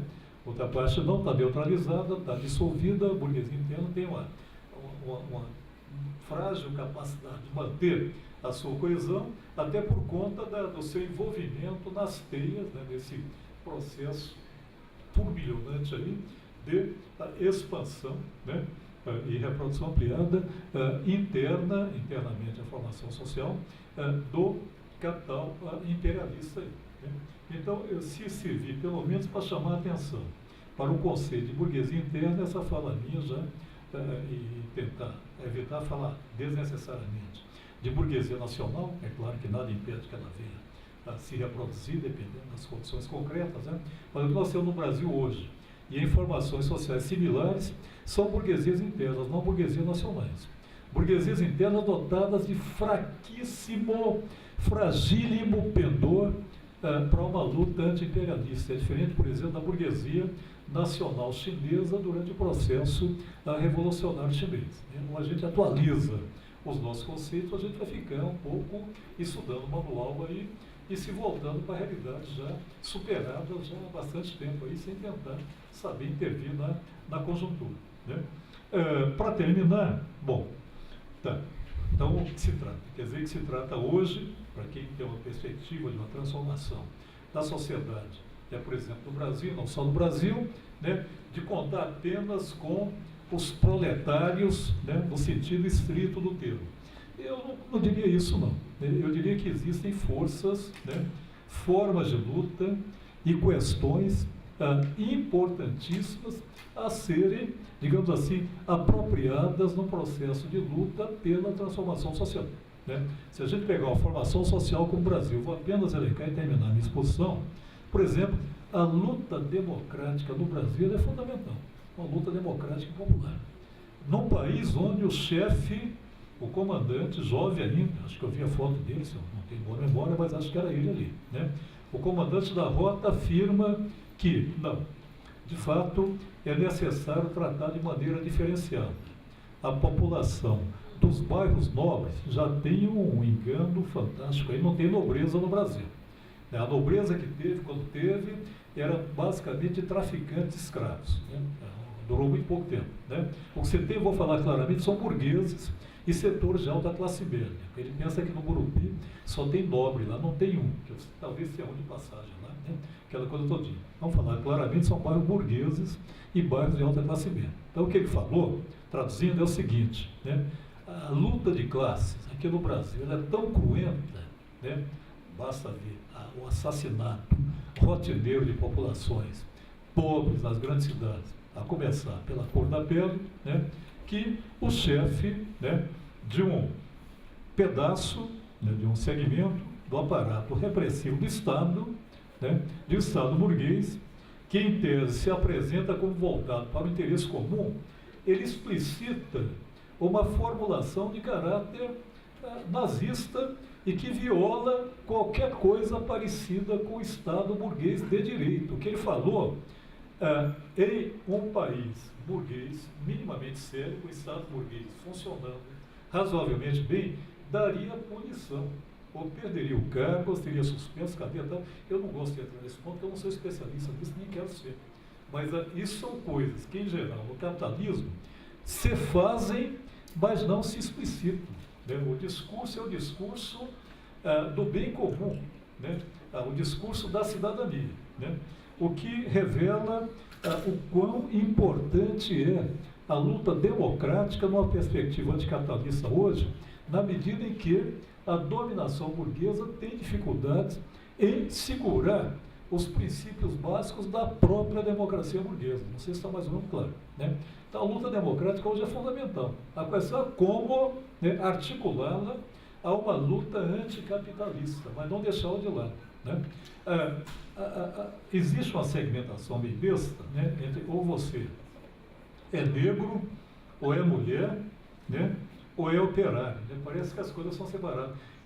A minha concepção de classe, e bem rapidamente falando, ela parte de determinações, no plural, né, estruturais, que não se reduzem em hipótese alguma à determinação econômica. Num país como a África do Sul, onde o proletariado é negro, ou seja, não dá para distinguir, não sei se está mais ou menos claro, a identidade, até dá, é o jogo ideológico. Né? Você tem uma cacofonia ideológica onde talvez eu seja mais corintiano ou palmeirense do que de classe média. Talvez um operário mate o outro, que ele se identifica mais como evangélico, né? Ou como torcedor do Flamengo, não sei o quê. Né? Talvez o outro vá à luta porque ele se identifica como consumidor, né?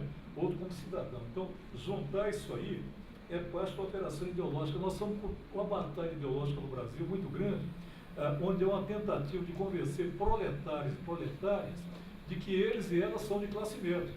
E, portanto, venham lutar contra a corrupção, né? Porque você é vítima também desse Estado corrupto e dessa classe política corrupta, como se, né, bom, não vou nem citar a cara de classe média aí, né? E o Dória, né, estivesse, né, do mesmo lado. Aí que o Dória tenta fingir que é burguês, né? É uma espécie de Trump aqui, né, da periferia. Né?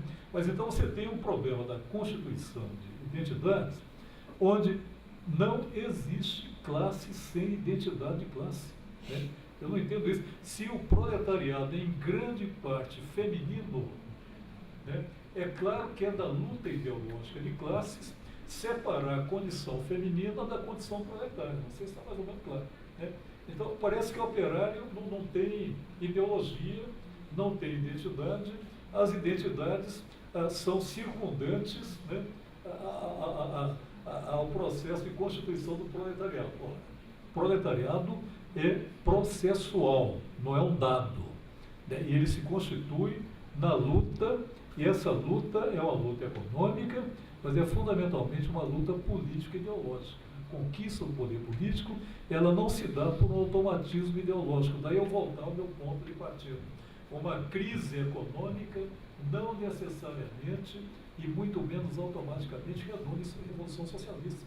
Ela pode redundar, né, no hiper, né, capitalismo, isso é uma forma fascista, por exemplo. Né?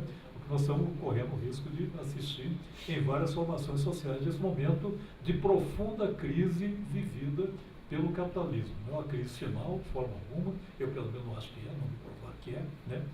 Mas é uma crise profunda, talvez a mais profunda vivida pelo capitalismo em sua história, muito mais profunda e ampla do que a crise de 1929. Né? Uma outra frente também, que é fundamental hoje, numa luta anticapitalista, é a frente ambientalista.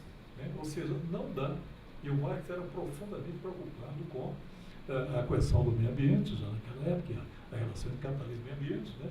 Mais tarde, os marxistas abandonaram isso daí, setor de classe média pegar, mas hoje um anticapitalismo consequente tem que ser ecologicamente consequente. Né? E uma ecologia consequente, ela tem que ser anticapitalista consequente, que lamento não dá para, né, ficar em cima do muro aí, né? Pegando, né, a listinha, como é que é, plástico você coloca aqui, né? O papel acolá, etc e tal, tá apontar e vai com a consciência tranquila para casa aí, né? Quer dizer, o planeta está, né, no osso, né? E inclusive já tem burgueses meio, né, que pensam longe, vocês pensam bem, já pensando em habitar fora do planeta Terra. Eu quero vender, inclusive já quase, né? A condomínios, essa coisa está lá fora do planeta, essa coisa do oriental, o que já expressa uma ideologia de um grande desprezo pelos destinos, né, do planeta aí. Essa luta é uma luta imprescindível, né, nos dias de hoje. Né? A opressão étnica, né? E para resumir logo aí, porque eu não vou ficar com o monopólio da fala, né? A opressão de gênero, né, mais amplo, mais restrito, ela deve ser um ponto fundamental de lutas anticapitalistas hoje. O capitalismo se apropria disso também. Né? O capitalismo se apropria das identidades de gênero, né, à sua moda. né? A questão é qual é, né, o modo, né, pelo qual, né, as forças anticapitalistas se apropriarão desses tempos, dessas questões, né, e levarão a luta, levarão isso a engrossar uma luta anticapitalista, né? As lutas dos semiproletários urbanos e rurais hoje adquirem uma fundamentalidade que não tinham nos anos dourados do capitalismo, né? Quando o capitalismo tinha uma capacidade de inclusão muito maior do que hoje. Porque hoje nós estamos numa fase em que o capitalismo produz seres humanos supérfluos, né? O aviso hoje é o seguinte, cara, faça bem seu curso, mas nada garante que quando você receber seu diploma, a sua profissão ainda existirá. Aí você escolher, quer dizer, o aviso é dado o tempo todinho, que você talvez não seja nem muito necessário assim, né? Isso explica em grande parte, né, as matanças sistemáticas do povo pobre em escala planetária. Você tem ações humanitárias para acolher os refugiados da Europa, refugiados de onde? Daquelas regiões que foram desativadas, em todos os sentidos do termo, pelos mesmos estados que estão promovendo ações humanitárias. Não sei se está mais ou menos claro, né? Então você tem cursos de reciclagem profissional o tempo todinho, porque aquelas profissões já não existem mais, né? A demanda por trabalhadores, dependendo dos nichos de trabalho, ela praticamente fica zerada. Está perfeito, plena cor daquela mesma, né?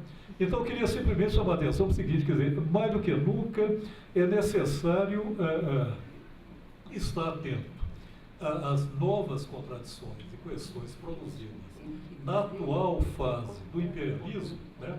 É bem melhor do que ficar decorando clássico. É bem melhor, é mais fácil errar. É bem melhor errar, né? Tentando se atualizar, né, no conhecimento em relação a desafios novos que se apresentam, né, do que simplesmente se confortar, né, com assertivas feitas em outras fases de lutas por lutadores que já não estão mais aqui, né? E para terminar mesmo, eu diria que um mote pode ser, por exemplo, o apoio, a solidariedade ativa a um movimento de ocupação de um terreno ao lado da Scania, pelo povo sem medo. Tem mais ou menos 6 a 7 mil famílias lá, acampadas. Houve uma assembleia belíssima domingo à tarde, quando a situação era aquela de sempre, matar ou morrer. Haveria um risco muito grande de o juiz decretar a reintegração de posse já na segunda-feira. Todos em assembleia resolveram continuar a luta e fazer uma marcha na terça-feira, né? Essa posição contribuiu, além da imensa solidariedade que eles receberam, né, de vários setores, de lutadoras aqui no Brasil, particularmente em São Paulo, para que o judiciário suspendesse, né, a decisão de reintegrar a posse e chamasse as partes à negociação. Então, há lutas, né, em São Paulo.